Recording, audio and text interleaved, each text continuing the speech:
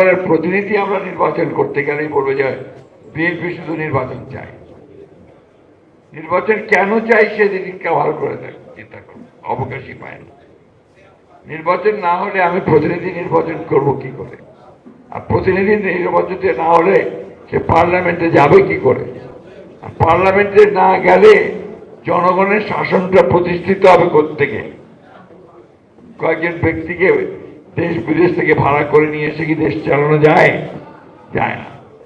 এই যে সহজ সরল কথা, এই সহজ সরল কথাটা আমাদেরকে উপলব্ধি করতে হবে। একটা বাংলাদেশে এখন একটা জগা খিচুড়ি ঘটনা চলছে। কিছু কিছু লোক, কিছু কিছু রাজনৈতিক দল তারা বিভিন্ন রকম কথা বলতে শুরু করেছে এবং যে বিষয়গুলোর সঙ্গে বাংলাদেশের কোনো সম্পর্ক নেই।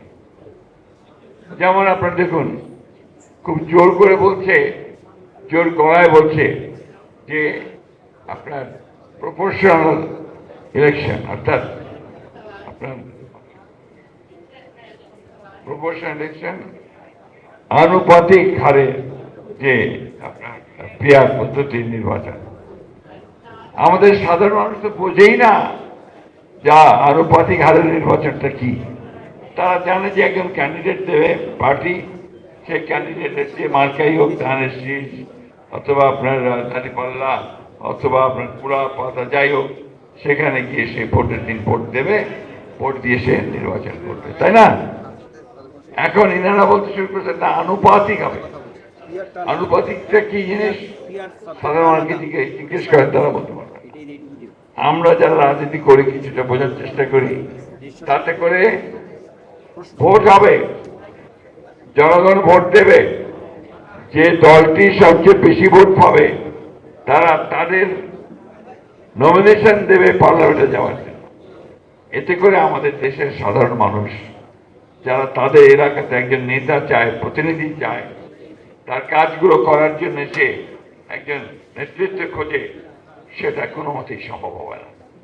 আমরা এই কারণেই বলেছি যে লোয়ার যে আপনার পার্লামেন্টে, অর্থাৎ নিম্ন কক্ষের যে পার্লামেন্ট, সেই পার্লামেন্টে আমরা আনুপাতিক হারে নির্বাচন কথা আমরা চিন্তা করি না। বন্ধুগণ, আপনারা জিয়া পরিষদ করছেন, জিয়া পরিষদ করলে দায়িত্বটা অনেক বেশি এসে দাঁড়ায়। আমি এখানে এসে যেটা দেখলাম, তাতে করে আমার মনে হয়েছে যে আপনার সবার আগে যেটা দরকার সেটা হচ্ছে একটা আপনার ডিসিপ্লিন ঠিক করা, শৃঙ্খলা রক্ষা করা। সবাই দাঁড়িয়ে যাচ্ছি যার যেমন খুশি, এইভাবে তো আপনার একটা সংগঠন চলবে।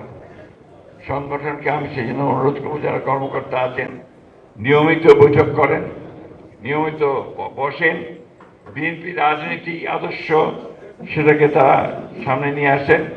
এখনকার যে একটি দফা আছে সামনে আনেন, কথা বলেন, কেন গণতন্ত্র দরকার তা মানুষকে বোঝানোর চেষ্টা করেন এবং আপনাদের কাজের মধ্যে দেশটাকে নিয়ে আসেন।